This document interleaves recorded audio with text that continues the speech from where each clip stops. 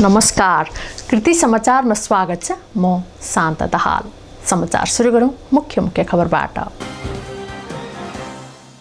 नेपालमा थप 170 जना कोरोना भाइरसको संक्रमण पुष्टि, कुल संख्या 1212 पुग्यो। झापाको कचन कवलबाट आएका संक्रमित 8 घण्टादेखि गाडीमै, प्रतिष्ठानद्वारा संक्रमित लिन अस्वीकार।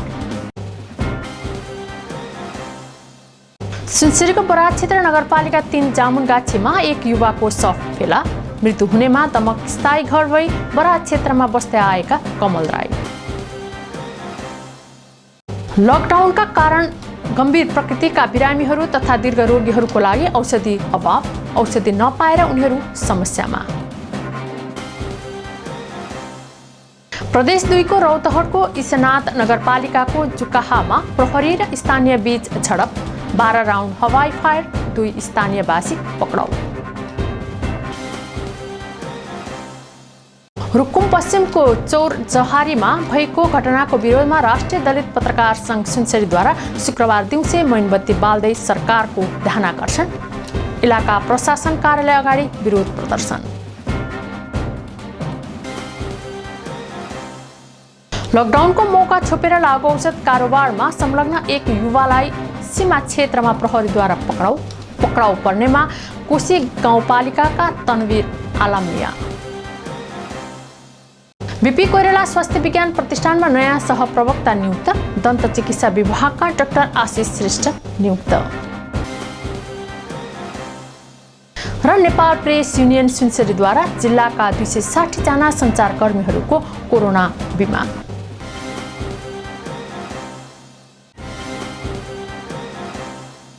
अब समाचार विस्तारमा। नेपालमा थप 170 जनामा कोरोना भाइरसको संक्रमण पुष्टि भएको छ। शुक्रबार विभिन्न प्रयोगशालामा गरिएका परीक्षणमा थप 170 जनामा कोरोनाको संक्रमण पुष्टि भएको स्वास्थ्य तथा जनसङ्ख्या मन्त्रालयका प्रवक्ता डाक्टर विकास देवकोटाले जानकारी दिनुभयो। यो सँगै नेपालमा कोरोनाबाट संक्रमित हुनेको संख्या 1212 पुगेको छ। तीमध्ये 206 जना निको भएर घर फर्किएका छन् भने 6 जनाको कोरोनाका कारण मृत्यु भएको छ।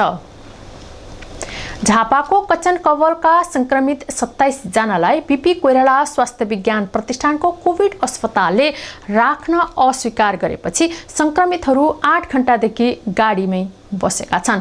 व्यवस्थापन नभएपछि पुनः फर्किने तयारी गरिरहेको एक संक्रमितले बताउनुभयो। शुक्रबार राति 11 बजे आइपुगे पनि हालसम्म प्रतिष्ठानको पार्किङ क्षेत्रमा गाडीमै बसिरहेको बताउनुभयो। उहाँका अनुसार बीपीमा बस्ने खाने सुविधा छ भनेर पठाएको भए पनि आफूहरूलाई कुनै व्यवस्थापन गरेको छैन। 27 जना संक्रमित नै हालसम्म बसमै रहेकाले आफूहरू पुनः कचन कवलमै फर्किने तयारीमा रहेको बताउनुभयो।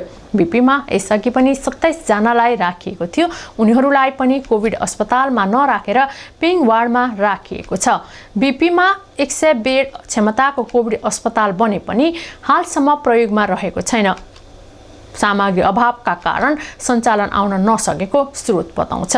बीपी प्रतिष्ठानका प्रवक्ता डाक्टर निदेश सापकोटाले कचन कवलबाट आउनेहरूको अपडेट दिने काम भइरहेको र उनीहरूलाई कसरी व्यवस्थापन गर्ने भन्ने विषय रहेकाले केही समय कुर्नु परेको बताउनुभयो।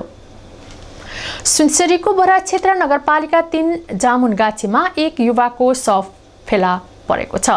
जामुनगाछीको प्लटिङ क्षेत्रमा घोप्टो परेको अवस्थामा झापा दमक घर भई हाल बराह क्षेत्र 3 भानुचोक बस्दै आएका 37 वर्षीय कमल राईको शव फेला परेको हो।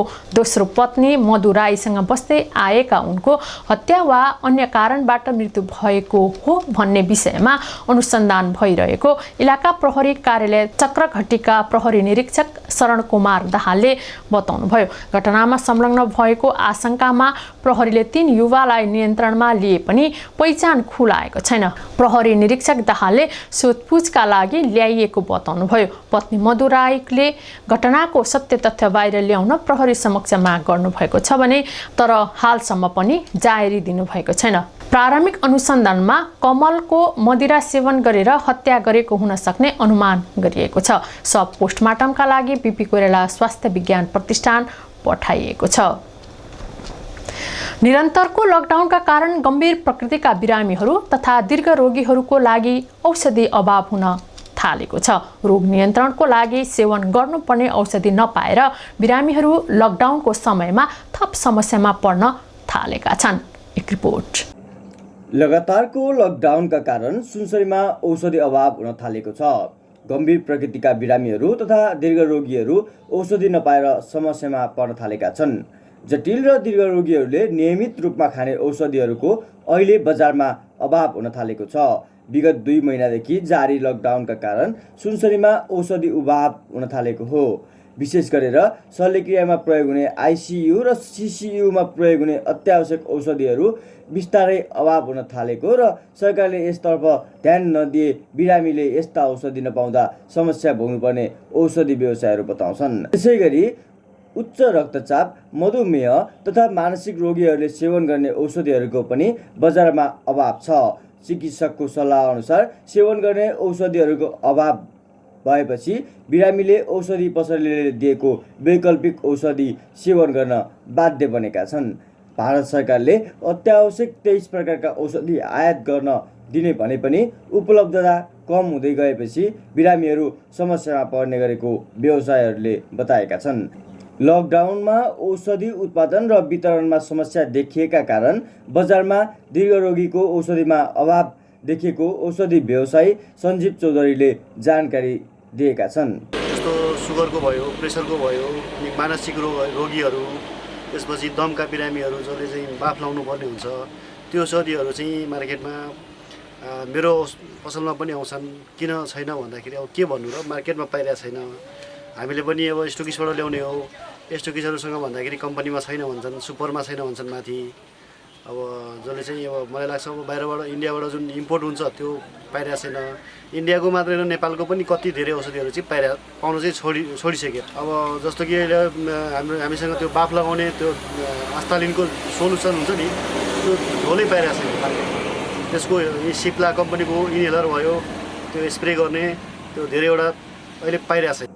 लकडाउनका बेला अन्य औषधि सेवन गर्दा घटे पनि दीर्घ रोगीहरूले अनिवार्य औषधि सेवन गर्नुपर्ने हुन्छ।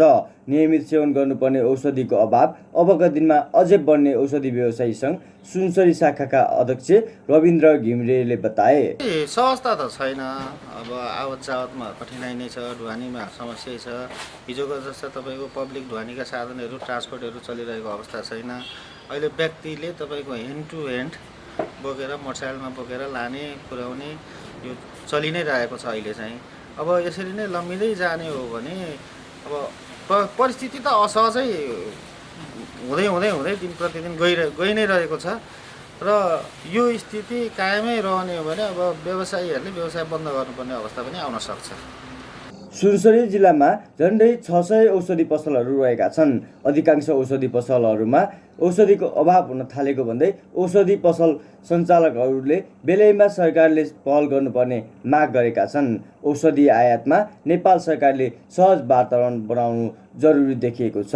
विकल रेग्मी, सुनसरी। कृति समाचारमा अब विज्ञापन।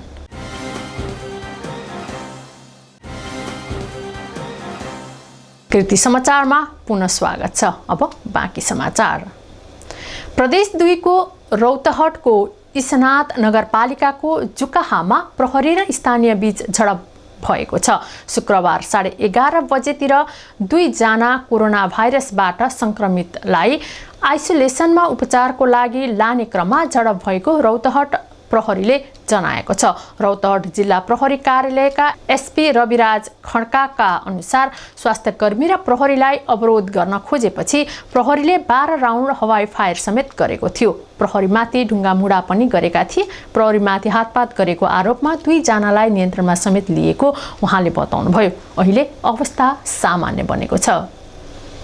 रुकुम पश्चिमको चौरजहारीमा भएको घटनाको विरोधमा राष्ट्रिय दलित पत्रकार सङ्घ सुनसरीले शुक्रबार दिउँसै मोमबत्ती बालेर सरकारको ध्यानाकर्षण गराएको छ। दलित पत्रकारको केन्द्रीय कार्य समितिको निर्णय अनुसार देशका 77वटै जिल्लामा मोमबत्ती बालेर सरकारको ध्यानाकर्षण गराउने क्रममा सुनसरीको धरानमा पनि गरिएको हो। धरानको इलाका प्रशासन कार्यालय अगाडि आधा घण्टासम्म शान्तिपूर्ण विरोध कार्यक्रम गरिएको जिल्ला अध्यक्ष दिनेश गजमेरले जानकारी दिनुभयो। दलितहरूमाथि भएको विभेदमा सरकार मौन बस्दै आएकोले दिउँसे बत्ती बालेर सरकारको ध्यानाकर्षण गराइएको उहाँले बताउनुभयो। बेपत्ता र शव भेटिएका 6 जनाको स्मरणमा मौन धारण सहित हार्दिक श्रद्धाञ्जली अर्पण गरिएको उहाँले बताउनुभयो। हालसम्म यो घटनामा 6 जना बेपत्ता बने पनि 5 जनाको मात्र शव फेला परेको छ। विरोध कार्यक्रममा नेकपाका धरान नगर इन्चार्ज चोतलुङ, नेपाली कांग्रेसका नगर सचिव श्याम पोखरेल, अग्रज पत्रकार जनकृषि राई, विश्वकर्मा कल्याण सेवा समितिका अध्यक्ष लालबहादुर सेन्चुरी लगायत सहभागी हुँदै ऐक्यबद्धता जनाएका थिए। घटनामा संलग्नहरूलाई कानुनी कारबाही गर्नुपर्ने माग राखिएको छ। लकडाउनको मौका छोपेर लागु औषध कारोबारमा संलग्न एक युवालाई सीमा क्षेत्रमा प्रहरीले पक्राउ गरेको छ भने 1 जना फरार रहेका छन्। प्रहरी चौकी श्रीपुरबाट खटिएको प्रहरी टोलीले बिहिबार राति 11:30 बजेको समयमा सुनसरी र भारतको सीमा क्षेत्रमा पर्ने कुशी गाउँपालिका 5 बाट 2 जनालाई पक्राउ गरेको हो। पक्राउ पर्नेमा कोशी गाउँपालिका 5 का 22 वर्षीय तनवीर आलाम मियालाई नियन्त्रणमा लिन सफल भएको छ। 1 जना भने फरार रहेको जिल्ला प्रहरी कार्यालयको सूचना शाखाले जनाएको छ। मियाले बोकेको झोला जाँच गर्ने क्रममा डाइलेक्स DC 25 बोतल, स्मास्मो प्रोक्सिवन 72 क्याप्सुल, नेट्रोट 10 लेखिएको 270 ट्याब्लेट सहित 21,000 रुपियाँ नगद र 1 ठान मोबाइल बरामद गरिएको प्रहरीले जनाएको छ। उनीहरू विरुद्ध लागु औषध मुद्दामा म्याद थप गरी अनुसन्धान अगाडि बढाइएको छ। त्यस्तै सुनसरीको हरिनगर गाउँपालिका 5 नेपाल र भारतको 10 गजा क्षेत्रबाट 2 वटा मोटरसाइकलमा प्याक रक्सी लाँदै गरेको अवस्थामा बरामद गरिएको छ। कु 4 प 6011 र कु 3 प 7082 नम्बरको मोटरसाइकलमा लोड गरेर लाँदै गरेको अवस्थामा दिलवाले नामक रक्सी गस्ती टोलीले बरामद गर्न सफल भएको हो।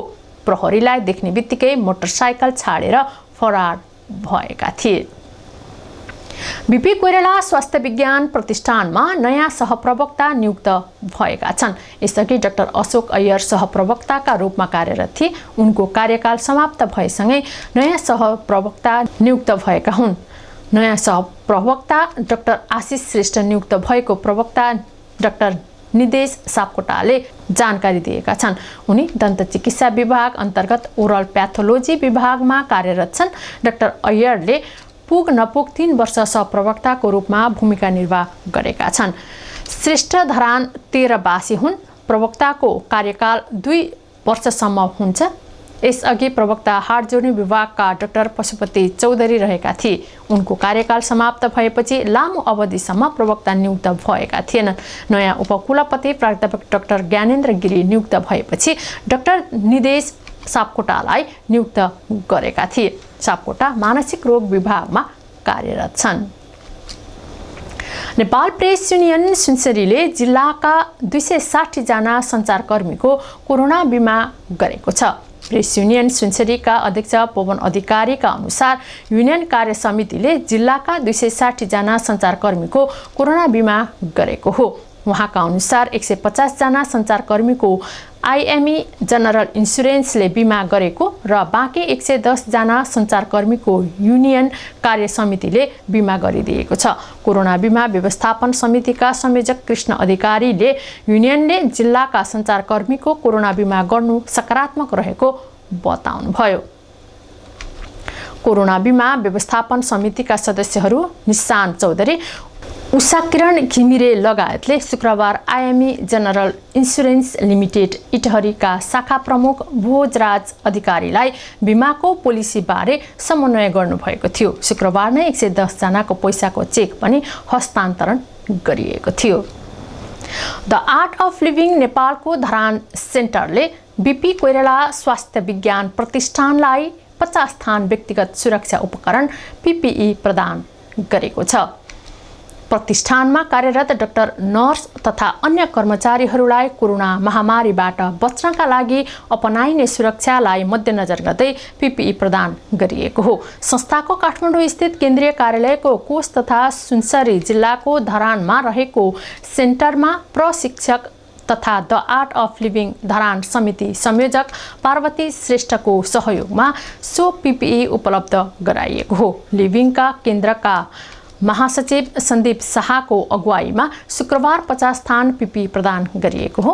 कार्यक्रममा धरान 18 का वडाध्यक्ष Narendra Kumar Rai Praveen, the art of लिभिङका प्रशिक्षक सरस्वती श्रेष्ठ, पार्वती श्रेष्ठ, जनक खड्काको उपस्थिति रहेको थियो।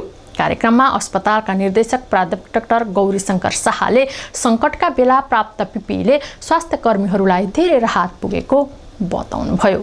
कीर्ति समाचारको अन्त्यमा पुनः मुख्य खबरहरू। नेपालमा थप 170 जना कोरोना भाइरसको संक्रमण पुष्टि, कुल संख्या 1212 पुग्यो। झापाको कचन कवलबाट आएका संक्रमित 8 घण्टादेखि गाडीमै, प्रतिष्ठानद्वारा संक्रमित लिन अस्वीकार। सुनसरीको बराज क्षेत्र नगरपालिका 3 जामुनगाछीमा एक युवाको शव फेला, मृत्यु हुनेमा दमक स्थायी घर भई बराज क्षेत्रमा बस्दै आएका कमल राई। लकडाउनका कारण गम्भीर प्रकृतिका बिरामीहरू तथा दीर्घ रोगीहरूको लागि औषधि अभाव, औषधि नपाएर उनीहरू समस्यामा। प्रदेश 2 को रौतहटको ईशनाथ नगरपालिकाको जुकाहामा प्रहरी र स्थानीय बीच झडप, 12 राउन्ड हवाई फायर, 2 स्थानीयवासी पक्राउ। रुकुम पश्चिमको चौर जहारीमा भएको घटनाको विरोधमा राष्ट्रिय दलित पत्रकार संघ सुनसरीद्वारा शुक्रबार दिउँसै मोमबत्ती बाल्दै सरकारको ध्यानाकर्षण, इलाका प्रशासन कार्यालय अगाडि विरोध प्रदर्शन। लकडाउनको मौका छोपेर लागु औषध कारोबारमा संलग्न एक युवालाई सीमा क्षेत्रमा प्रहरीद्वारा पक्राउ पर्नेमा कोशी गाउँपालिकाका तनवीर आलमिया। बीपी कोइराला स्वास्थ्य विज्ञान प्रतिष्ठानमा नयाँ सहप्रवक्ता नियुक्त, दन्त चिकित्सा विभागका डाक्टर आशिष श्रेष्ठ नियुक्त। र नेपाल प्रेस युनियन सुनसरीद्वारा जिल्लाका 260 जना सञ्चारकर्मीहरूको कोरोना बिमा। हवस् त कृति समाचार यति नै। कृति टेलिभिजन हेर्दै गर्नुहोला। नमस्कार।